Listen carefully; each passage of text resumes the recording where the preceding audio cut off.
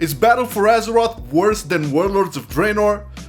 The player sentiment is sort of the same until now when thinking both expansions, as we can point out a lot of mishaps for them, but before jumping on the WoW is dying train,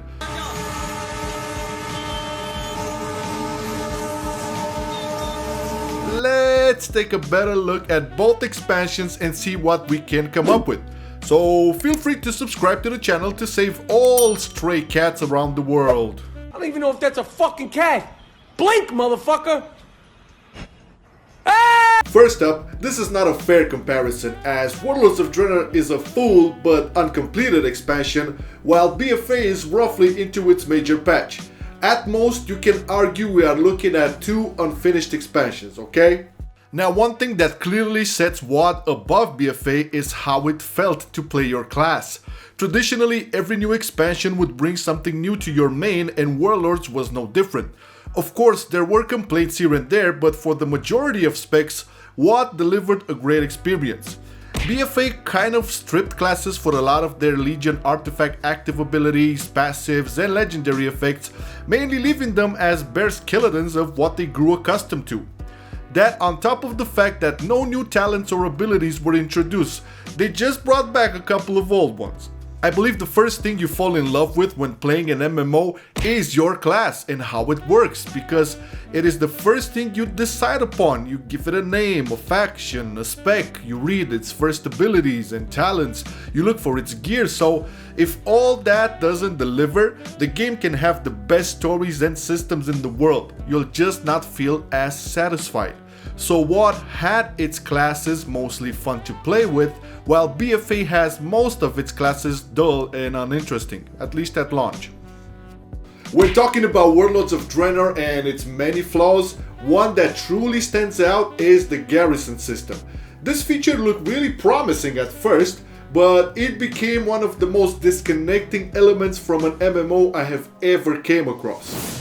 Because of the garrisons, the game almost forced you to stay in one place, with little to no interaction with other players, had you complete tens and tens of follower missions and level tens and tens of followers on a daily basis, with very low incentives to explore the world. This kind of suffocates a core value of an MMO, going out in the freaking world and do stuff and being social with other players. Since Legion, they kind of fixed this and it flew over in BFA too. I mean, apart from the whole stat scaling issues between low level and high level players, war moding in the other faction zones was pretty fun at first. I had a blast fighting Horde in Zuldazar and Nazmir and met new people who I eventually made arena teams with.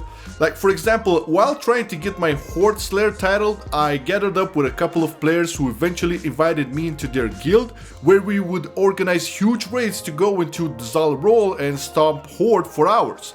This just didn't happen in WoD, and it shows just a couple of positives when focusing on having players do stuff in the world that you created. We can also include world quests in here, although BFA ones are kind of dull. The war front zones as well, making you visit older but reworked zones, and even having more world bosses as we do today in BFA. One thing that a lot of players tend to agree with is that both expansions have awesome raids and poor to decent dungeons. I remember that my hardcore PvE pals were constantly praising Blackrock Foundry and Hellfire Citadel as being among the best that Blizzard made at the time. Granted, WoD had only 3 raids if we include here High Mall, and that was it. While BFA has opened up the second raid after Uldir, the Battle of the Zaralor, and we're only looking at the first major patch here. I played Uldir on normal and it was quite good for a prelude raid, and from what I gather from the internet, Battle of the Zaralor is quite amazing. I haven't played it yet. Also, I think we can all agree that both of these expansions had great leveling experiences with good stories and cutscenes attached to them, and as always, both scenery and art were amazing for WoD and BFA. So, up until now, is Battle for Azeroth worse than Warlords of Draenor? I'm curious on your take, so write your thoughts in the comments, man. But one thing that really set players off in BFA was the grind for Azerite power, and this can be attributed to Legion too. That plus the slot machine RNG system for the gear.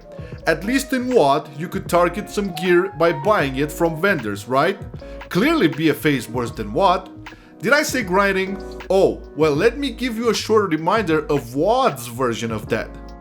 Apexis fucking crystals. Remember those? Oh yes, this was a currency back in WoD that had you grind the most boring daily quests in order to get 100 of them or make a group and get 1000 of them. But a piece of gear would cost you roughly 20,000 Apexis crystals. Now just do the math, you had to grind for almost a month to be able to get one piece of gear with Apexis crystals. So yeah, in contrast, the whole grinding and RNG thing from BFA is nothing compared to those goddamn crystals in WoD. Of course, there were better solutions to that, as there would be better solutions for the Azeroth grind and RNG gear drops from BFA. We made a full video on this, and you can see it on top of the card from up there. Go ahead and watch it. Content-wise, we already touched a bit in the video, but just to sum it up when looking at the two expansions, Warlords of Draenor in 2 years had 8 dungeons, 3 raids, Ashran, challenge modes, with 2 major patches. BFA in 6 months currently has 10 dungeons, 2 raids, the Mythic Plus system, world quests, war mode, and although I hate to put this here, I have to because they're part of the additions, war fronts, and island expeditions.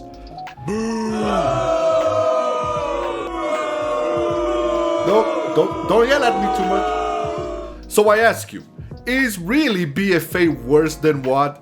I personally don't believe so, and once again, it's a bit too early to tell this, but for what is available up until this point, clearly Warlords of Draenor is worse than BFA, and I think a streamlined sentiment is that WoD was an expansion you really wanted to play, but there was nothing much to do as the expansion was cut early to focus on Legion, while BFA has plenty to do, but you just don't find it interesting because of all the bugs, lack of soul, and class inconsistencies.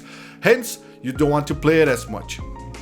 Oh, and I didn't even touch on the PvP comparisons between BFA and WoD. I mean, truth be told, this subject deserves a video on its own, but for what it's worth, the 2 big PvP additions kind of flopped for both expansions. WoD had Ashran as a PvP only zone, which sounded really good on paper, but in reality it forced you to deal more with heavy PvE mobs rather than real players, as most of the times the better rewards came from PvE objectives and a lot of mobs and bosses took a lot of time to get down. It had its fun moments, but it became stale way too fast. On the other hand, BFA has War Mode, which I still believe is a step in the right direction for World PvP, but they really fucked up with their mysterious level scaling and their racials rework, imbalancing the Horde and Alliance populations, which of course resulted in one side dominating the other completely. When it comes to arenas and RBGs, this topic will never end, as there will always be classes who deal too much damage, classes who heal too much or off heal too much, and so on. Well, one thing that does bother me as a BFA PvPer is that goddamn GCD change they so stubbornly hold on to.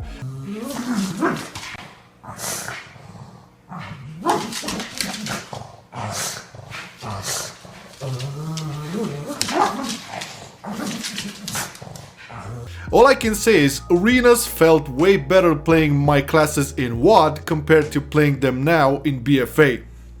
I know it's trendy nowadays to raise your WoW is dead flag, but I've seen it too many times before, man. I mean, I've seen it in CAT, I've seen it in MOP, I've seen it in Warlords, not that much in Legion, but hey, truth be told, we're only 6 months into this expansion. Furthermore, with the recent events since BlizzCon, now more than ever they should get WoW back on track, because I honestly believe it remains their most consistent and heavy stream of money. Alienate players, you lose that too, on top of an average decline in all of their active users and income from other games. Here's to 8.2.